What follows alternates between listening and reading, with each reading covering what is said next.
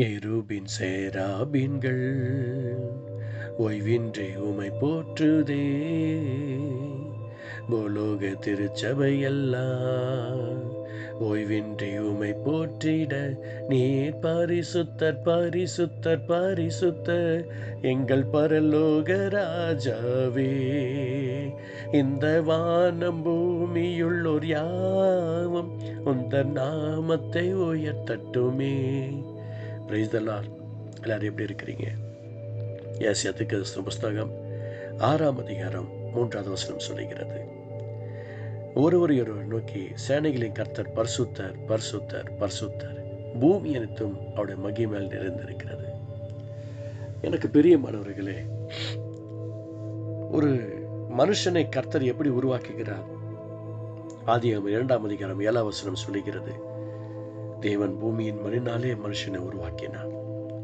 அந்த மண்ணாகிய நம்முடைய வாழ்க்கையில கர்த்தர் சொல்லுகிறார், அவர் நம்மை மண் என்று நினைவு கூறுகிறார், நாம் களிமண் நினைக்கிறார். ஏசாயா 64:8 பார்க்கிறோம். நம்முடைய வாழ்க்கையில அவர் நன்மையானதை செய்வதற்கு நமக்குள்ள ஒரு பரிசுத்தம் அவசியம் தேவை. இந்த தினத்துல எத்தனையோ பேர் பெருமையோடு வாழ்ந்து கொண்டிருக்கிற ஜனங்கள், எல்லா விதத்திலும் ஒரு பெருமையோடு இருக்கக்கூடியவர்கள், சின்ன விஷயத்துக்கும் பெரிய விஷயத்திற்கும் பெருமைப்படக்கூடியவர்கள் ஏராளமான பேர்கள் இருக்கிறார்கள். அவர்களுக்கு மத்தியில நாம் எப்படி இருக்க வேண்டும் என்று சொல்வதற்காக தான் இந்த வார்த்தை சொல்லுகிறது. நம்மை நாமே நிதானித்திருந்தால் நாம் நியாயந்திருக்கப்படும் என்று பக்தன் சொல்லுகிறார் அல்லவா? ஒரு விஷயம் நாம் பார்க்கலாமா? பாருங்க, சேனைகளின் கர்த்தர் பரிசுத்தர் பரிசுத்தர் பரிசுத்தர், பூமி அனைத்தும் அவருடைய மகிமையால் நிறைந்திருக்குது என்ற சத்தம் கேட்ட உடனே ஏசாயா தீர்க்கதரிசி சொல்றார், ஐயோ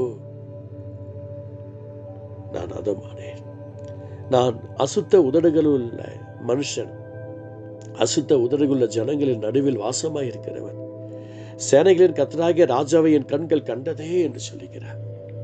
கர்த்தருடைய ஆசீர்வாதம் உங்களோட கூட இருப்பதாக. கொஞ்சம் யோசித்து பாருங்களேன். இந்த தீர்க்கதரிசி தன்னை தாழ்த்துகிறார்.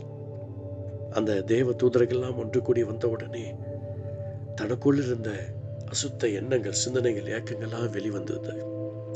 நான் பாவி என்று அவர் நினைவு கூறுகிறார். அருமையான பேதுரு எசப்பாவை சிலுவையில் அறையப்படுவதற்கென்று பிலாத்தினிடத்தில் கொண்டு போகப்பட்ட போது ஸ்திரீகள் எல்லாம் ஒன்று கூடி அந்த கூட்டத்துக்கு நடுவிலே அவரை பார்த்து கொண்டிருக்கிறார்கள்.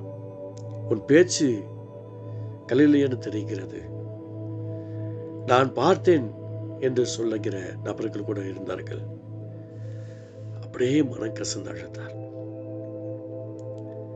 அந்த சேவல் கூவின உடனே கர்த்தர் திரும்பி பார்த்த உடனே அந்த பேதருக்குள்ள ஒரு மனமாற்றம் வந்தது.